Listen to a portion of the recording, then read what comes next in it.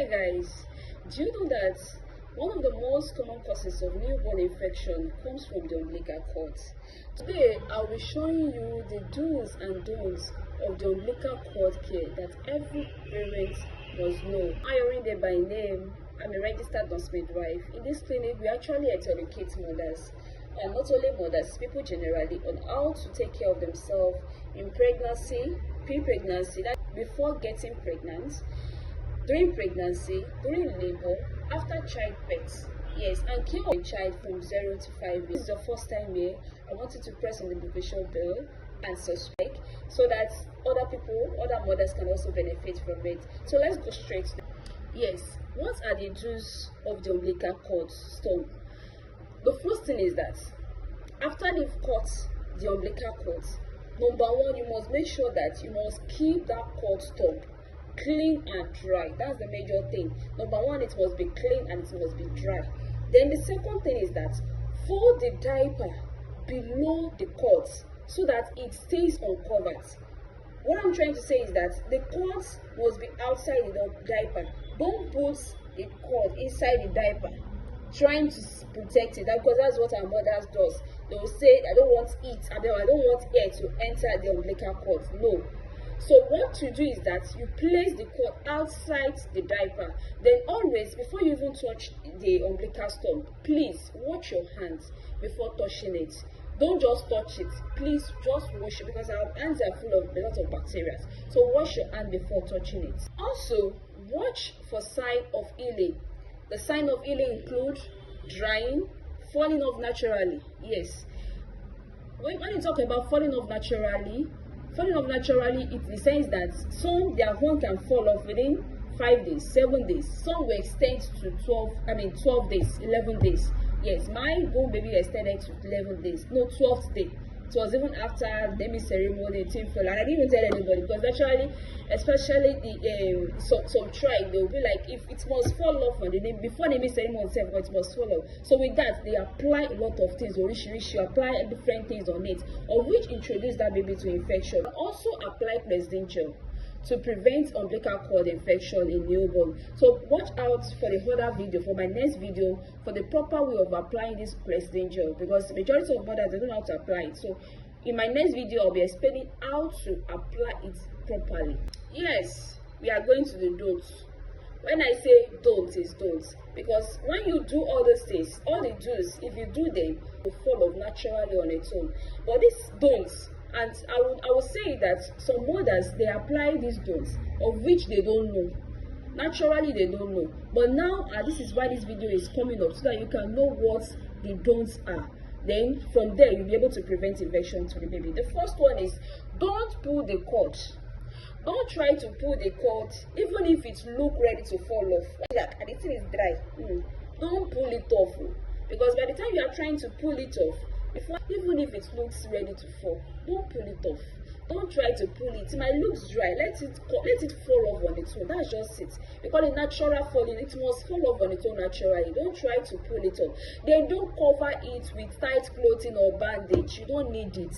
Don't cover the place. You see some people, they do a lot of things. They cover with cotton wool, put powder, put a lot of things, put bandage. Your baby doesn't need all those things. By you doing all those things, you are in fact introducing infection to the umbilical cord. Now that place is very dangerous.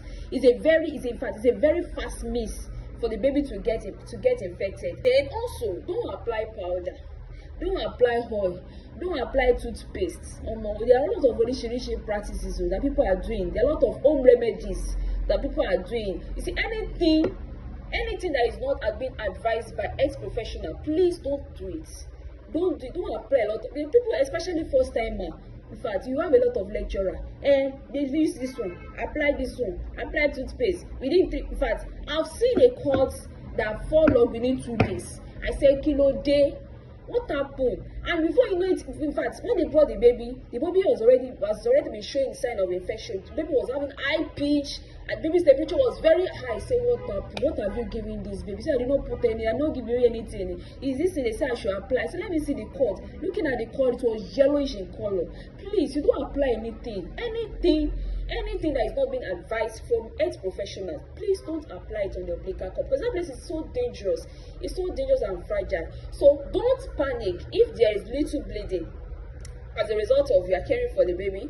If you notice any little bleeding from it, please don't panic. Know when it is normal and when to seek help. So don't use rubbing alcohol. Modern advice is to avoid alcohol because it can destroy some healthy bacteria that help the stomach to dry and fall off. So the latest thing is that you don't use alcohol. You don't need it, because naturally it will even fall off. It will dry off and fall off on its own. So rubbing alcohol will destroy some healthy bacteria that can help that stomach to dry and fall off. So now you don't use alcohol. Yeah, another thing is that you keep the infection warning sign.